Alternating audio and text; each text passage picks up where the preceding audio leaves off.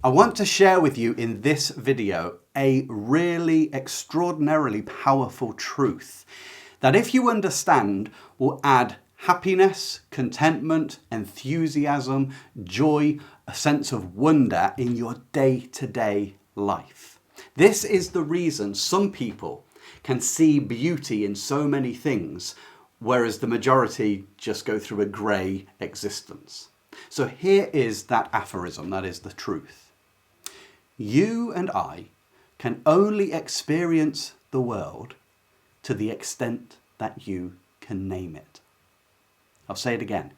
You can only experience the world to the extent that you can name it. Now, do not reject this or be underwhelmed by the simplicity of that statement. Let's unpack it, because this will give you more delight in your day-to-day life.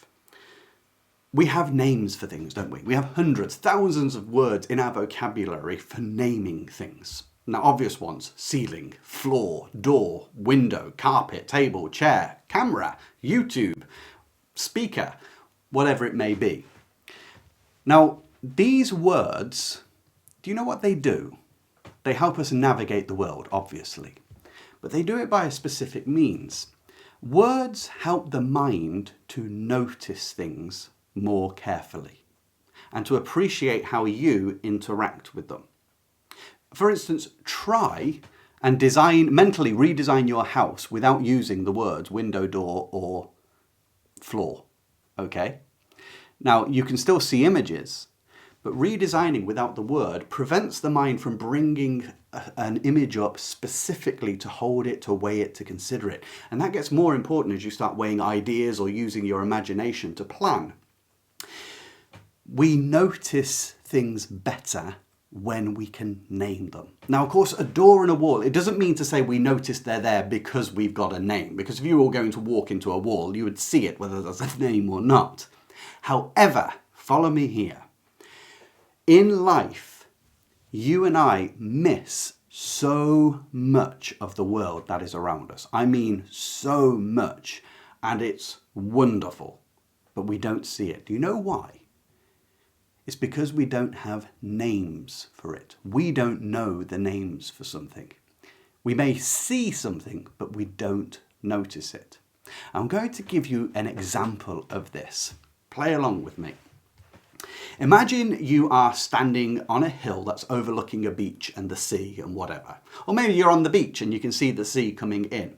And you're with friends and you just want to express your appreciation for what you see. Now, what are you going to describe? Let's say it's the wave you're looking at. How do you describe a wave? Just try doing it now. What words do you use? What do you see? You probably use words like crest, the crest of a wave. Spray, that may be what you use. Foam, you could use ebb and flow to talk about the water coming in and then sliding back. You might talk about the tunnel or the tube that surfers go through. But here's a question. When was the last time you noticed or thought of describing the back of a wave? In fact, have you ever heard anyone make reference to the back of a wave? We don't notice it. We logically know it's there, but we don't notice it. Do you know why? Because you probably don't know a word for back of the wave. However, a number of years ago, I stumbled accidentally across the word, an old word, which means the back of a wave. That word is bleam, B-L-E-A-M. Do you know, since learning that word, I can now pull forth the back of a wave in my mind. When I look at the sea, I notice it. When I'm in the sea and I turn to face the shore, I watch the bleam, the back of the wave, go past me. Now, why is that important? It's this, because when you notice something, you begin to appreciate it. When you appreciate something, your interest grows in it. And then you start to find wonder and marvel at things. And do you know those two things, those qualities, give you a sense of pleasure?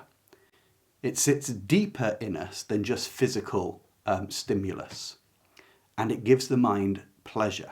You start to see beauty in the world. Because I know the word bleam, I will then notice the shape of the back of the wave much more clearly. There is a pattern, sort of a form of striations or diamonds sometimes that form on the back of a wave, which you may normally miss. They've probably got a name. And then you notice, is the curve, maybe is that following the Fibonacci sequence? You know, the same as the sunflower dial and galaxies. And then you see the interconnectedness of things and you start to just appreciate your place in the world. You slow down, you calm down, you connect. All because you notice, and you only notice because you pick up a word. Now, I'm going to take this much further, okay? You've probably met someone who's really into gardening. Now, gardening may not be your thing per se. You know, you'll go out, you'll see a lovely garden, maybe you can pay to walk around one, and you'll be like, oh, it's pretty, it's lovely. Oh, isn't that a lovely shade of pink? And look at this flower here, it's blue and white and yellow. And that's as far as you can go. But a gardener can name loads of the individual plants. You may know daisy, you may know daffodil, you may know rose, dandelion, because plenty are growing in the garden. But a really enthusiastic gardener, they know lots of names for the plants. And you know what that does? When they name the plant, they notice it. The mind picks it up more fully. You can ponder it more carefully. You notice nuances. Things stand out that really impress you and you get a sense of wonder. Now, I want to ask you this question. Do people get into gardening because they've got a natural disposition to gardening? Maybe, but how about this? Could it be that their love of gardening has grown because they have learned more names? So in my garden, I have coreopsis, I've got geranium, I've got petunia, I've got dahlias, there are roses of course, there's mountain goat's beard or astilbe. Now as I've learned more flowers, I've actually got much more interested in the garden and I appreciate the differences so much more. I see more detail. The same with a tree. You may see trees on your walk each day. Do you know which one is an ash and which one is a sycamore and which one is an oak and which one is an elm and which one is an alder? Because, do you know, when you have the name for these things, you see them and you appreciate them and you get a sense of beauty and wonder. Now, you might not be interested in plants or trees, but you can apply this to any subject, and as your store of words grow in any subject, I guarantee you, you will find more enjoyment and fascination with it. So, you may not know the name for a single knot, you know, tying knots. But I guarantee you, if you were to spend the next few weeks just sitting down and looking in a book about knots, maybe practicing doing them, but just even identifying them, you would suddenly notice the extraordinary variety and ingenuity of knots to hold things together. Now, you might be thinking that's boring. Believe me, if you know the names of them and then you notice them, you will no longer think it's boring. Your life becomes filled with wonder. Who doesn't want that? Now, how can you do this? Very simple.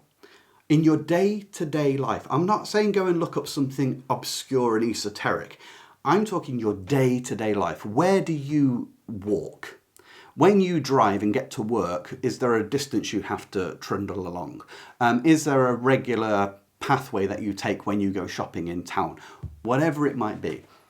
Start to learn the words for things around you. For instance, windows have specific names. Now, I don't know all of them, but if you know the names of them, do you know you will begin to not see them in passing, you'll notice them. So for instance, have you ever seen a door which has a window above it? It could be a normal front door, which just has the rectangle. It could be an arch one that goes over, but it sits on top of a door. That is called a transom window. Now, if you remember that word and go out, you will start seeing them in lots of places. Better than that, you'll start seeing the differences in them.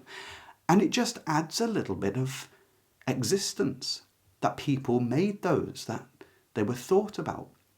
And architecture is a great place to learn names. You know, what is architravic? What is a cornice? What is a finial? What is a volute? If you learn these words and then start looking for them, you'll notice them. You could do the same with clothing. There's so many different forms of clothing, and then there's littler parts that identify just a piece, a single part of a piece of clothing. It could be cars. There's lots of different names for the pieces on cars. It could be anything you like. Wherever you go, try and learn the names for things that you see daily. And I guarantee you this one beautiful thing, that you will experience life more fully the more names you possess. Remember, that was the truth at the beginning. You can only experience life to the extent that you can name it. So if you find life dull, if you find life boring, the chances are you're not noticing most of it. And the key to noticing is just start learning the names of things. Do you know that little plastic thing around the end of your shoelace has a name, doesn't it? Do you know what it is? Aglet. It is an aglet. However, it's not just shoelaces that you find aglets on. Okay, and there's a whole story somewhere behind that. And once you know these names, honestly, the history of them comes in, the differences in them come in, the ingenuity of how certain things are used. You'll begin to see it, and you'll have wonder, and you'll marvel, and you'll be in awe, and you will simply love living even more. Now, can I ask you to do one more thing for me? Could you go across to my other channel where this video is also going to be put? Because I'm starting this channel, I've decided what it's going to be, Tris Talks. I'm going to be sharing all sorts of things, my own exploration of the world, because I love to go around, whether that be history or experience things or finding novelties like this, little truths about life. And that's what I'm going to be making videos on. Anything that makes life more enjoyable, more beautiful, more fascinating. That's what the channel's going to be. And it's called Tristan Talks. Okay, so if you could go over and even hit play on this video, which will be over there again, even if you don't watch it, just to help it spread, and make sure to subscribe if that's your thing. So until the next time, I wish you joy in whatever you do.